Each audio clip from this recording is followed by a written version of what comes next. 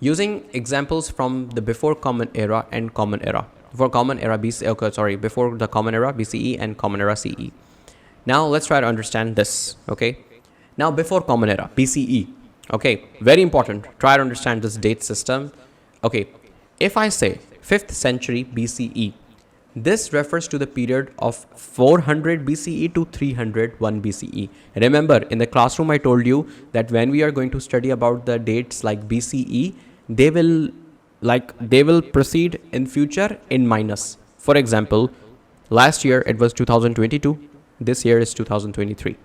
The next year it will be 2024. So we are going in a chronological order, in a ascending, in an ascending order from lower number to higher number, right? Very logical, very simple, like 1, 2, 3, 4, 5, 6, 7, 8, 9, 10.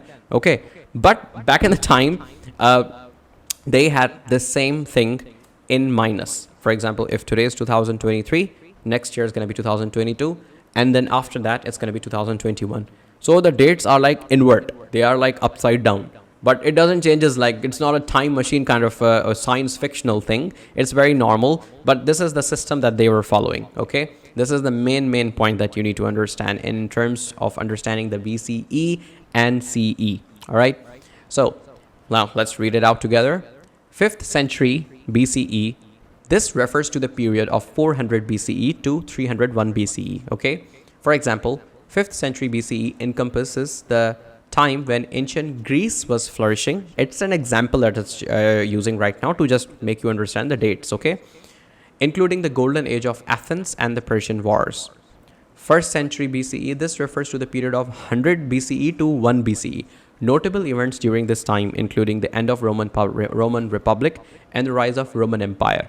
Now see, first it discussed about the 5th century, which is a past, okay? Then it discussed about the 1st century. So see, as I was telling you, that back in their time, the dates were like in the upside down, okay? Like I just already given you this example, like if today is 2023, next year is going to be 2024. But in their case, they were like, let's take it in the humor and kind of a funny thing that their system was upside down. So if for them, let's say, for example, if they were here today, so if today was this year was, let's say, 2023, next year would have been 2022, then 2021, then 2020. So a little bit funny, but this is how it worked with them, okay?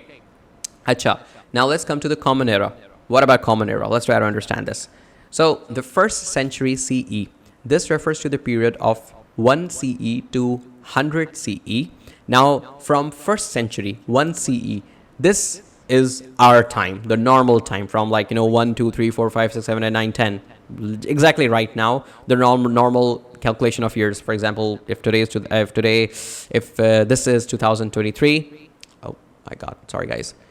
If let's say this year is 2023, very normally next year 2024, then it's going to be following with 2025, 26, 27, 28, 29, 30. All right.